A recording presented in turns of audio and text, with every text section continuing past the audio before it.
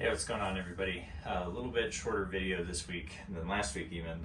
It's going to be part one of the 2002 take apart videos. The stuff that I need to order for the 2002 to make the engine right has ended up being a little bit more than I had budgeted for this project so far. So what I'm thinking I'm going to do is, instead of just wallowing on the fact that I can't afford to do what I want to do yet, I am going to go through the other projects that we have, like for example the wife C30, my E21, a couple other things, get that stuff sorted out because I've already, in my laziness of the past couple of years, bought the parts, had all the motivation to do the work, and then never did it. I think it's a perfect excuse to do all the stuff that we need to do to those. Might kind of jeopardize being able to take the 2002 on the Silver Summit, but I'm just kind of putting that out there as a possibility. This is going to be part one of the 2002 take apart. Part two will be out next week, and then we'll start working on some more Beamer projects that we've got laying around the house. So thank you all for watching and enjoy the video, eh? How's it going, everybody? Welcome back to the channel. Today we actually get to start the project.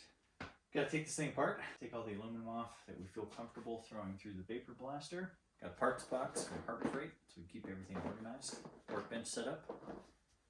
Nice double layer moving blanket on the hood. I think it's going to be fine. None of the stuff weighs that much anyways. So got our tools and we're ready to go. All right.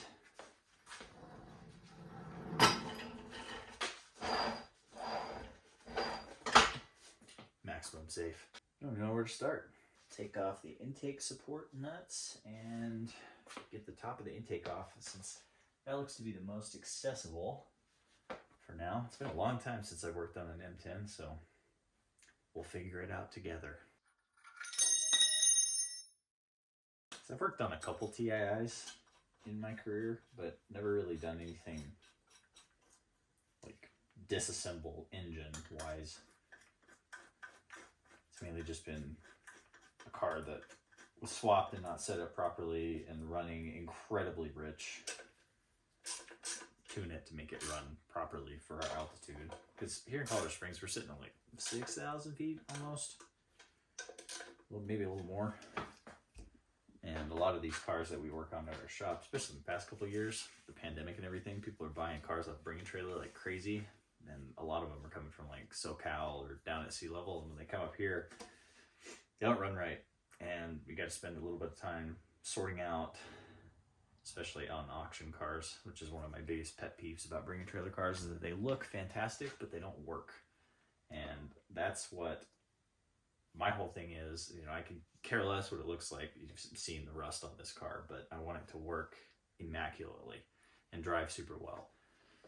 And, I've never had enough money to make them look good in terms of like rust repair and paint jobs and stuff like that, but I always spend the cash to make them reliable and function properly, because if it was perfect and dent free and rust free and the paint was immaculate and it looked like a freaking show car, I wouldn't want to drive it. And I want to drive the crap out of this car, and I want it to be reliable for somebody else to be able to do the same thing when I go to sell it. So that's my MO.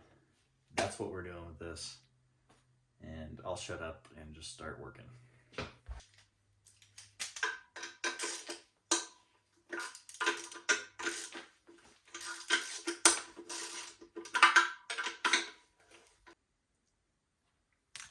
Tappy tap.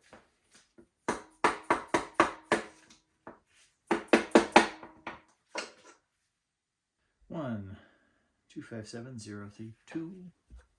1257. Okay, they're all the same. Crisis averted. It's really stinky in there. Holy crap. Okay. I'm thinking that might come apart right there. Oh, I love it when a plan comes together. Cool. Just like that. We'll vacuum line off real quick.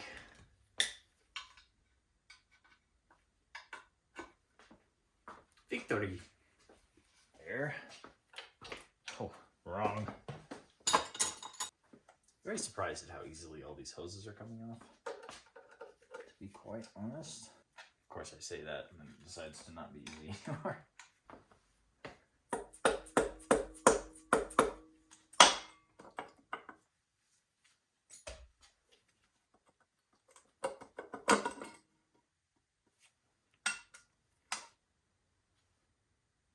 We're leaking mini oil. Might end up doing the cylinder head. There we go. Tap, tap. That's pretty much just frozen there. Here we go. Let's use some science. Well, you know, we can at least get the alternator out of here. For the time being.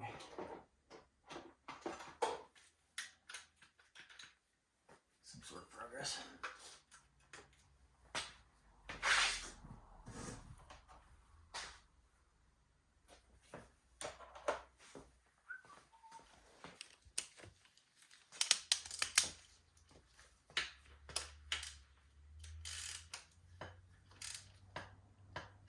If I was running like that, with the alternator falling off, that's the bracket that bolts to the block, not just the nuts.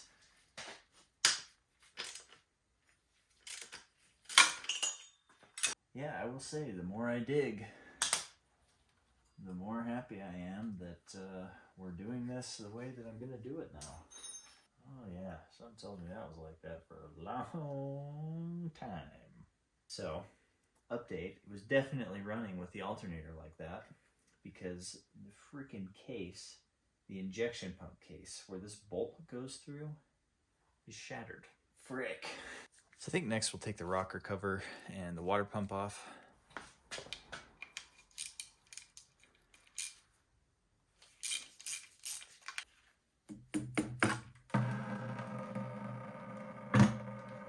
Not bad.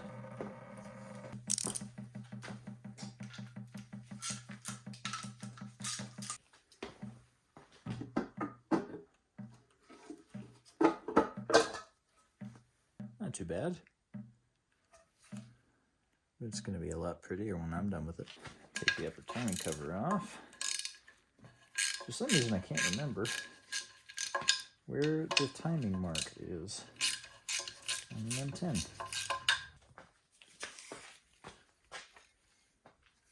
Ah, there it is. Right on top. I think, like I said in the end of the last video, it's time to sit back and assess. But I think doing the head gasket is going to be a good call. And until then, I will hot tank all of that stuff. You can see my mess that I've got going on the hood of the car. Organizer, tools, pieces. I'll take those pieces with me and at least start cleaning that stuff up. Not a bad way to spend Saturday afternoon, even though we discovered a couple of things that are unfavorable. I think in the long run, this is going to be the better way to go. Make sure everything is really solidly clean, really well put together, looking pretty, and functioning perfectly. Because that is what the goal is. We're not trying to make it a show car. We're just trying to make it reliable and work the way it's supposed to.